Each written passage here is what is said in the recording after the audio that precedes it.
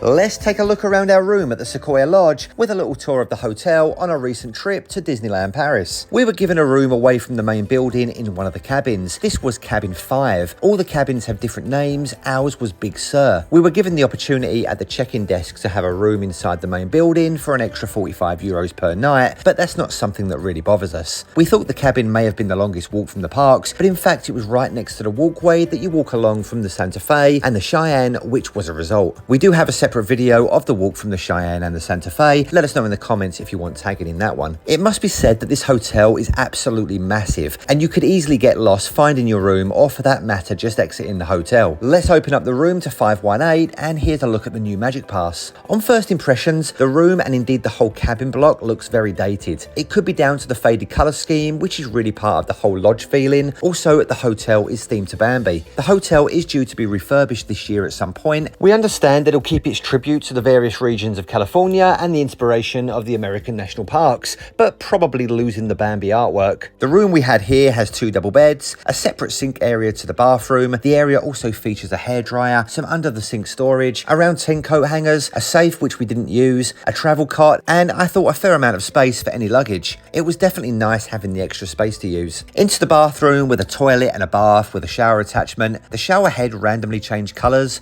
probably something fun for the kids and a reminder of something that they'd see back home in B&M. I don't seem to have any videos of this, and that's a little bit upsetting. We found out afterwards that it's actually a hydro shower head and it monitors water usage. And there's this washing line which was half hanging off the wall, but I managed to fix it back on. The usual body wash dispenser on the wall and some miniature bottles of shampoo and conditioner, which were not themed for some reason. For us, these are just souvenirs to bring home. The bathroom is certainly not up to Disney standard. Why is the bath plug just there in the soap dispenser tray? Promise it was like that when I got there. It just felt very unloved. Back to the main room, and underneath the TV that we didn't switch on, there was a power box adapter type thing with 2 plug sockets, 2 USB sockets, and a MagSafe charger on top, which came in very handy because apart from taking out the plug for the lampshade in the corner of the room, there's no other plug sockets. Also, on a side note, make sure you push the power button to switch this thing on. Blackout curtains, and the view was a drain cover, coffee machine and kettle, which is now standard in Disney hotels since they removed the hot drink vending machines. There's a selection of coffee pods, tea bags, milk and sugars. This is the coffee machine from the Cheyenne, but the Sequoia has the exact same machine and pods. On the subject of vending machines, there are still some cold drink and ice machines around the corridors, obviously at a separate charge. With us, a room at Disneyland is just a place to sleep. Apart from maybe a drink in the evenings and sometimes a trip to the restaurant, we're not in the hotel at all. But the room on this trip certainly felt like it was in need of some TLC, mainly due to the scuff marks and paint chips, which is not up to par with what you would expect from an on-site Disney hotel. We do treat the Sequoia and the Cheyenne as go-tos when the price is right, but can fully understand the complaints the hotel gets. But as already mentioned, the Sequoia Lodge will soon be under renovation. Once we find out the details of that, we'll update you with a video. Sadly, the fire pit in the middle of the Redwood Lounge was cleaned during our stay. The hotel features a pool and a gym, a nice gift shop, and just outside you can meet Goofy and potentially some other Disney friends in the mornings. There's pool tables and foosball tables dotted around, as well as some activities for the kids. There's 2 restaurants here, Beaver Creek Tavern and the Hunter's Grill. The hotel is great, but the rooms are definitely feeling and looking very dated. Let me know your thoughts on the Sequoia Lodge at Disneyland Paris in the comments. Share with a friend who's in love with the thought of the American great outdoors at a price that's not too shabby. And as always, follow for more.